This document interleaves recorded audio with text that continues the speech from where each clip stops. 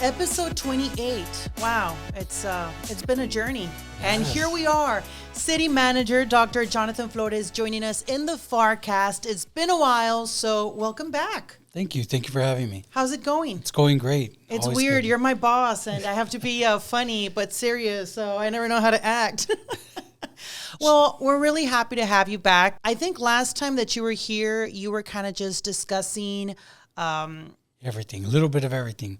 Talking about the city, the growth, the leadership, all that stuff. We talked about a lot. It was a lot of fun. There's just been so many events that it's just been a blur. But we did wrap up 2024 with an amazing event. We had the ball drop. Yeah. And then we had our amazing State of the City transformation, which was this year's theme. And so many other events that happened. You know, we've had all the Valentine's Day events, the weddings, the Night Under the Stars, Cupid's Edition. So you've been out at some of these events, correct? Yeah, I like to attend as many as I can, Awesome. Certainly the ball drop event was a lot of fun. State of the City was great. It's always good to see the mayor go out there and address the public and highlight all the hard work that him and the commission had put in, right? And then, the Valentine's Day event with the Night Under the Stars. It's awesome to bring a different kind of experience for the community to come out there on a night like that. And then, you have the weddings earlier in the day, and then it segues into that Valentine's theme, and, love is in the air, and it's nice for the community to be able to come out and to see their faces and all the efforts that our special event staff puts into all these events and making them great for the public, but then to see the enjoyment of the community and the appreciation, it's awesome. Yeah, there's just always something happening in Pharr. Yes. Like, people always ask me, how do you guys keep up with so much happening? But we manage, right? We do, and kudos to the staff. We have great staff here, as you know, and your team does a wonderful job at capturing all these events and, just truly capturing that magic that happens for our community. And that's just the special events. That's just one part of the program. And then there's all the other stuff that's going on, our public safety, our code enforcement, our development services, and all the different things that happen behind the scenes that you don't see. We have an amazing workforce, truly amazing. So. Do you approach people, at these events like, hi, I'm the city manager. Do you have any complaints, any suggestions? I do engage with the public. I talk to them. I ask them how it's going. I thank them for coming out and for taking the time to come out and taking the time out of their day to come out and enjoy these type of events. It means a lot. And so just in a real informal way, talk to them and ask them how they think things are going. Yeah. It's a good way to network, and it's a good way to gain some feedback from the community. Right. So. And I asked this because the mayor's really funny. The mayor will show up like randomly to events, and he's walking around, right? Yeah. He doesn't stand in a corner to observe. Like, he'll walk around and he'll start asking like, hey, where are you from? Oh, I'm from Pharr. I'm from San Juan. And he'll gather all these, like the feedback in general, right? And then he'll bring it back. Yeah. So, just wondering if you do something similar, or you kind of just enjoy it as a Pharr resident with your wife, your children, Yeah, it's a little bit of both, engage with the community a little bit. And then, once the program starts, I sit down and I kind of enjoy that, and get my own thoughts on how we can improve. It's always about improving and making things better for the next time. And so receiving feedback and then being in the moment and enjoying it for yourself and just taking some mental notes. That's awesome. That's all-encompassing. Awesome. Any specific event that's approaching that you're excited about? Well, I'm really excited about our St. Patty's 5K that's coming up. That's always a fun one, and I love St. Patrick's Day, so I'm looking forward to that. Can you believe that's the 19th annual? It's crazy, right? Yeah, I was just talking to my staff about that. I was like, what? Next year, it's 20 years. We're the only city that has the St. Patty's 5K. And it's awesome because we wrap up that event with green beer. So. Yes. I think that's the part that most people are really excited for, right? Disclaimer, you must be 21 and over. Disclaimer, Yes, of course. We will be carding you. But it's a lot of fun because people get very creative. They all do their St. Patty's neon green tutus and their socks and do you have something in mind? What are you going to wear? It's going to be a secret. You're just going to have to see on that day. It's one of my favorite holidays. So that's random. That's such a random, that's my favorite. Like, it's usually like Christmas or Christmas Halloween. is my favorite. Really? St. Patrick's? St. Patrick's is my second. I'm of Irish descent, so it's It's a thing. Oh, fun fact, you guys. Yeah. Now you know our city manager is of Irish descent. There you go. So, well, that's awesome. You know, it's amazing how you always, you know, learn about people and their past, current, you know, where you're going. So thank you for sharing that. Leadership Development Cohort number 5 officially kicked off this week. Yes. I can't believe it's a 5th one already. I know. Everything's too. been such a blur, right? But Yeah. you kicked off, I believe, was it Monday or Tuesday? It was Wednesday, actually. Wednesday. Well, there you go. Yeah. Monday, we didn't even work on Monday, No, we right? did not. It's a short week. How did that go? This is our largest group. So it's awesome to see our workforce that wants to come out and wants to learn more about leadership and those who aspire to be future leaders. Because that was the whole intent of the program, right? Is to take our workforce and those individuals that want to be leaders in the future, but perhaps there's not a formal opportunity for them right now, to give them the tools that they need to succeed and just kind of give them a different perspective and, to give them a perspective from my view on what leadership is, and then some of the other directors and the different topics that we go through to just better equip them to lead in our organization. Right. So for our residents watching, and they might not know what this is about, the leadership cohort is a class that you launched when you started as a city manager here in the city of Pharr. It's a free class, but it's really offered for the workforce, employees at any level of the organization. And, these cohorts have been growing. So I'm assuming you're going to keep them around? Yes, we are. We're looking forward to just, we do one a quarter and we want to keep it, not only to keep it, be consistent with it until we hit the entire workforce, but we're also working on doing an additional model where we bring back the cohorts for refreshers. And that's something that we're currently working on behind the scenes to make sure we have that continuity and that we kind of revamp the program for the second phase and second level, so to speak, of the leadership development cohort. Has anybody approached you from, some of the staff that sits in these cohorts? What's some of that feedback they've, given you?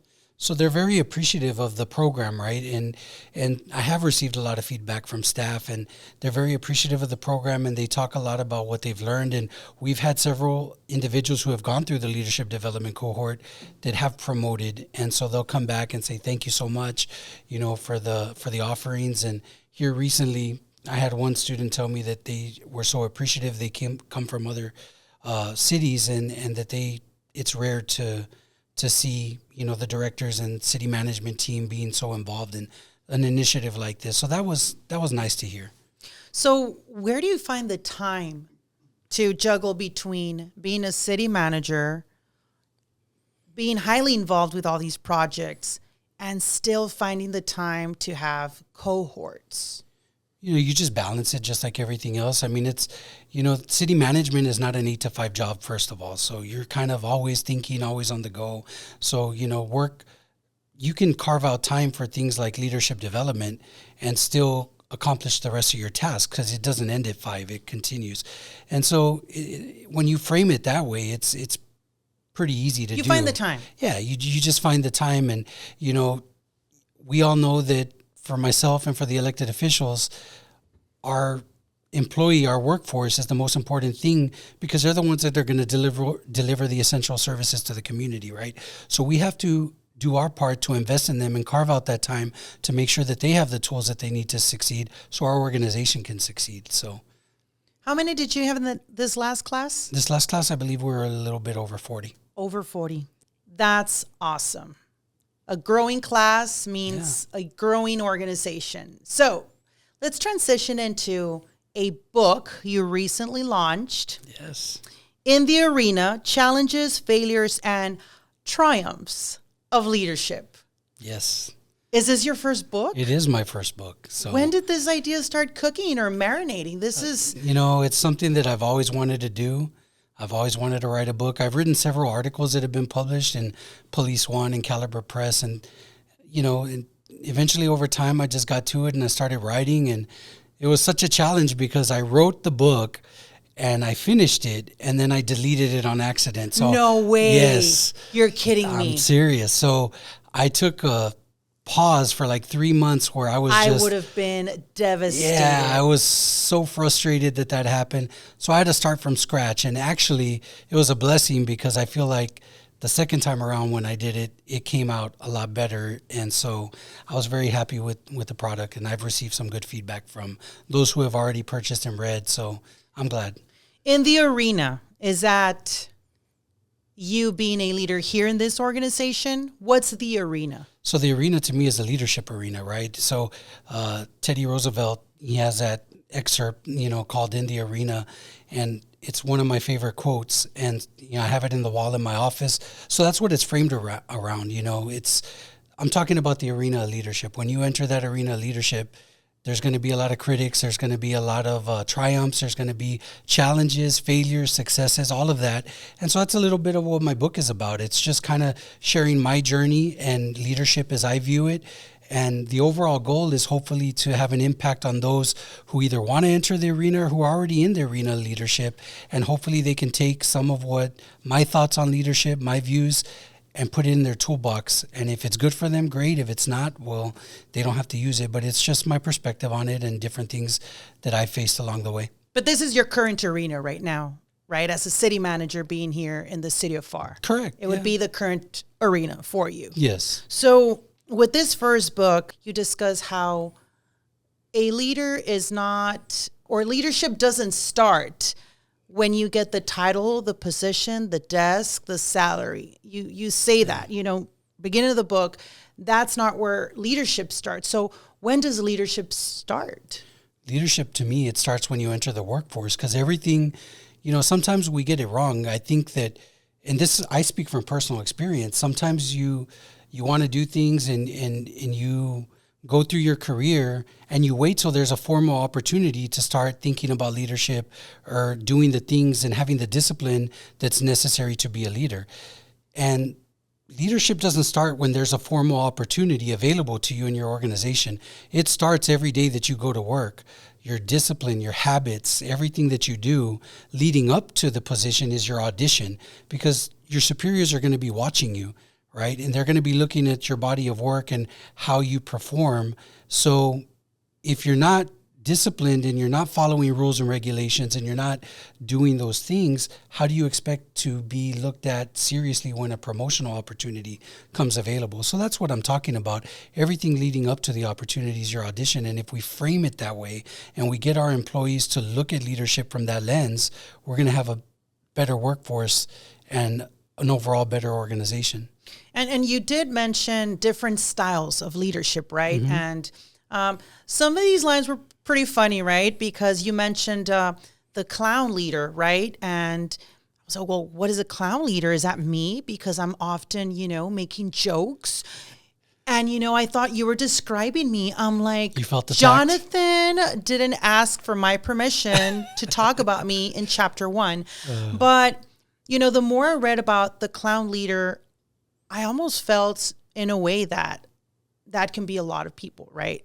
Or a lot of people can be placed in that position where you want to have a relaxed environment. You want to be the person that connects with other employees. You want to be the cool boss. You want to be the cool supervisor. Yeah. But then when you have to set boundaries or just, discipline employees, then you become the clown leader, right? Because no one's really taking you serious. Yeah. So you've been in that position, I'm assuming, if you're talking about it, right? Yeah. So, we all have a journey, right, that we go on in leadership. And I started in the workforce when I was 18. And, what I'm talking about there is if you're the class clown when you go to work, and, there was times in my career where that was me, and then I promoted to supervisor of a communication center, at 21.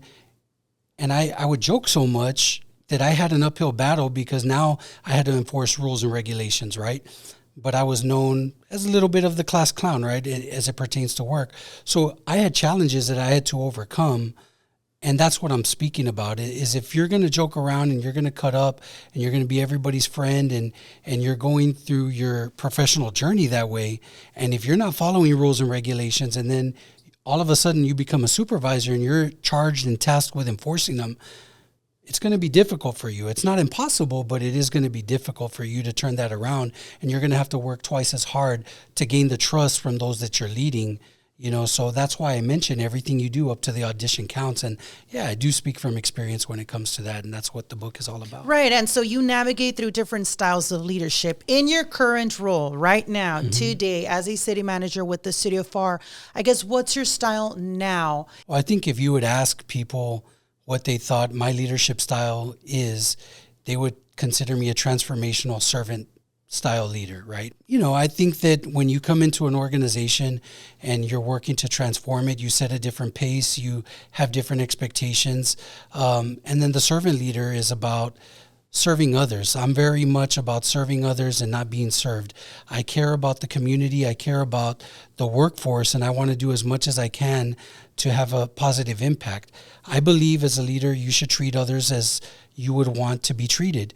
And more than that, if you have your brother, your sister, your mother, your wife, your children in a workforce, how would you want them to be treated? You would want them to be treated with empathy. When the time called for it, you would want them to be treated equitably.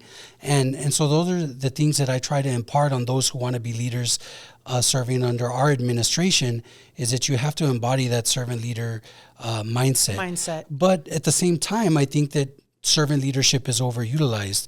I think the best style of leaders in today's multi-generational workforce are those that are able to navigate through all the different style of leaders when the time calls for it. And I think that's one of my strengths, is that I'm able to do that. If we're in a time of crisis, you're going to see an authoritative style of leadership from me.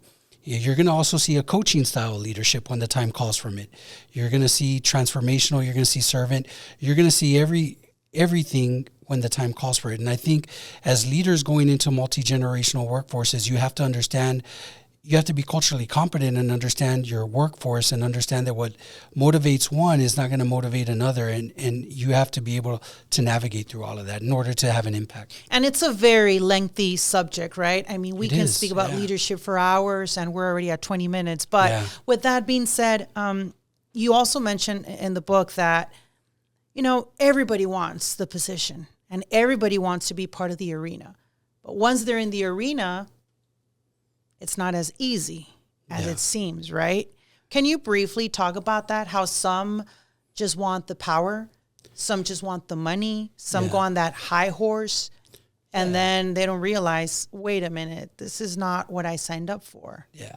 So a lot of times I think when you see leaders fail, or you see leaders that create a toxic work environment, is because they got into leadership for the wrong reasons. I think that if you want to serve others, you're going to be successful, because it's what leadership is about.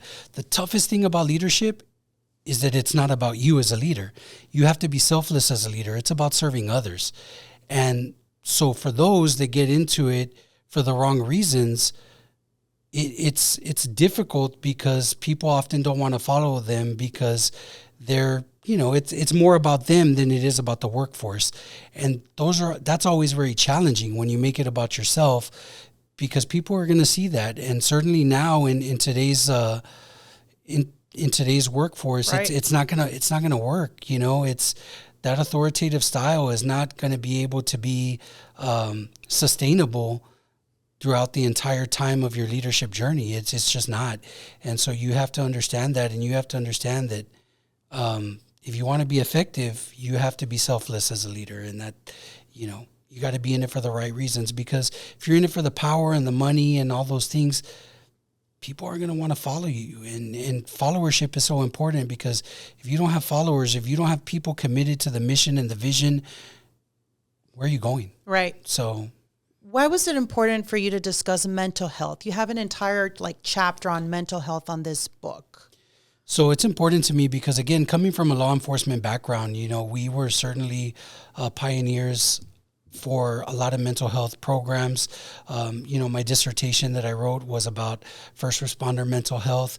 And so I think it's very important, especially coming from that background, but not just from a law enforcement perspective, but overall workforce. Life happens, right?